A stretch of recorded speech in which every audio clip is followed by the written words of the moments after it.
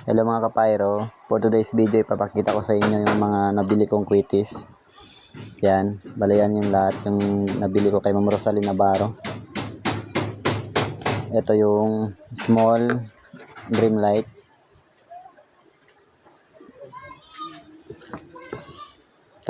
Tapos ito naman yung big na dream light.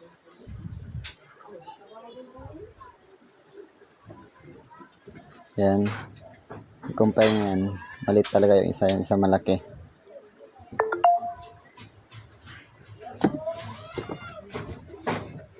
Tapos ito naman yung dream light din na DK na doble karga. Yung malaki yung ulo niya. Big head. Tapos ito naman yung Conde na DK, doble karga din. Small. Tapos Lebrila.